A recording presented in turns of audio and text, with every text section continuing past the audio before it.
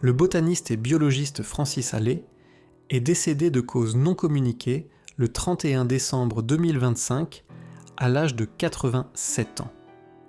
Passionné par les forêts tropicales, Francis Hallé s'était marié puis divorcé, avant de consacrer sa vie entière à l'exploration du monde végétal.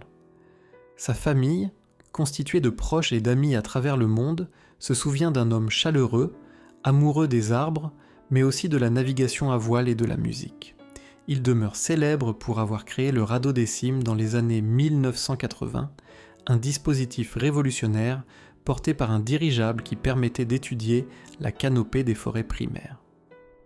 Cette invention majeure a décuplé la connaissance de la biodiversité mondiale et marqué durablement la botanique contemporaine. Le pilote et technicien automobile Henri Mausson est décédé de cause non communiquée le 30 décembre 2025 à l'âge de 101 ans. Résistant à 19 ans, Henri Mausson fut arrêté, torturé et condamné à mort en 1943 avant d'être déporté au camp de Natzweiler-Struthof, puis à Dachau. Libéré en 1945, pesant seulement 38 kilos, il survécut à l'horreur nazie et témoigna toute sa vie avec dignité et sans haine. Dans le domaine automobile, il devint un visage incontournable de la Fédération internationale automobile où il travailla comme pilote, cadre technique et commissaire de sécurité. Son expertise lui permit de côtoyer les plus grands champions comme Alain Prost et Ayrton Senna sur les circuits du monde entier. L'animatrice de télévision et de radio et actrice Évelyne Leclerc est décédée des suites d'un cancer du système lymphatique le 30 décembre 2025 à l'âge de 74 ans. Mariée 2 fois, Évelyne Leclerc eut une fille, Céline, née de son premier mariage avec l'animateur radio Jacques Olive. En 1983, elle se remaria avec Richard Rocard qui ouvrit un restaurant à Paris où elle put partager sa passion pour la gastronomie et la rencontre. Elle reste dans toutes les mémoires pour avoir co-animé l'émission Tournée Manège sur TF1 de 1985 à 1993, un jeu matrimonial emblématique qui réunissait 6 millions de téléspectateurs chaque midi. Aux côtés de Fabienne Egal, Simone Garnier et Charlie Oleg, elle aidait les célibataires à trouver l'amour avec bienveillance et humour.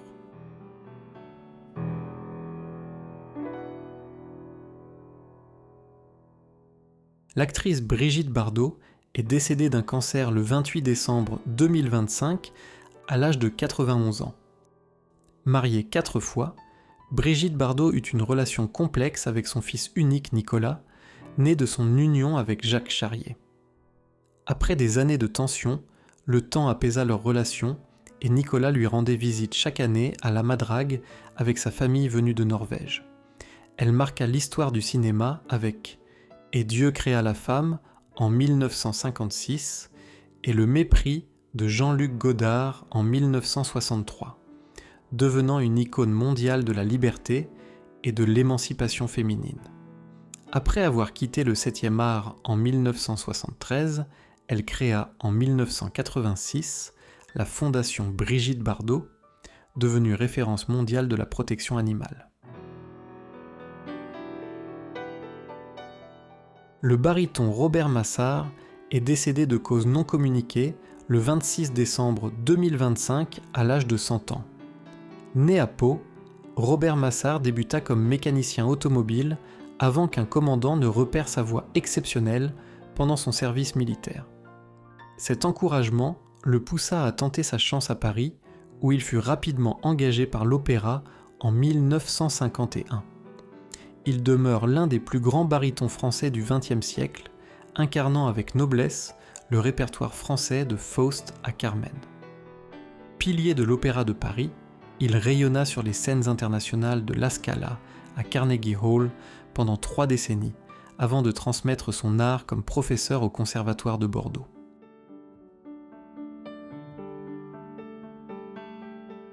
L'écrivain, musicien et journaliste Francis Marmande est décédé d'un cancer le 25 décembre 2025 à l'âge de 80 ans.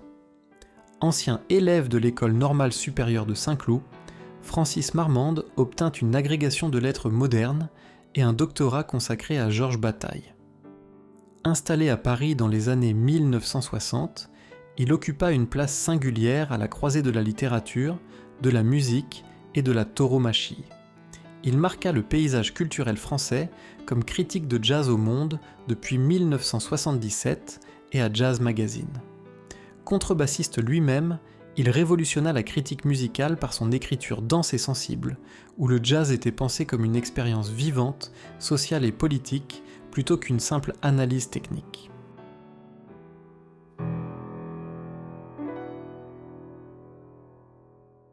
Le journaliste Jacques Espérandieu est décédé de cause non communiquée le 28 décembre 2025 à l'âge de 76 ans. Diplômé de Sciences Po en 1971 et titulaire d'une licence de droit, Jacques Espérandieu débuta sa carrière à l'agence Europolitique à Bruxelles après un stage à la Commission européenne. Son parcours professionnel le mena de Les Échos à l'Express, où il devint rédacteur en chef des services enquête et investigation. Il dirigea la rédaction du Journal du Dimanche de 2005 à 2008, période marquée par des controverses éditoriales. Auparavant, il avait également occupé des postes clés au Parisien, comme directeur adjoint de la rédaction, consolidant sa réputation dans le journalisme français. Le philosophe Patrice Lораult est décédé de cause non communiquée le 22 décembre 2025 à l'âge de 85 ans. Marié à Nicole Lораult, helléniste et historienne, décédée en 2003, Patrice Lораult effectua ses études à l'Institution Notre-Dame de Sainte-Croix. Il enseigna la philosophie au lycée Janson de Sailly et à l'Université Paris 1, se liant d'amitié avec Vincent Lassoudière et d'autres intellectuels de son époque. Spécialiste de la philosophie grecque, de Hegel et de Marx, il publia notamment Le tempo de la pensée aux éditions Seuil en 1993. Maître de conférences humble à Paris et un Panthéon-Sorbonne, il privilégia ses propres recherches et développa une réflexion originale sur les dysfonctionnements au cœur de la création philosophique.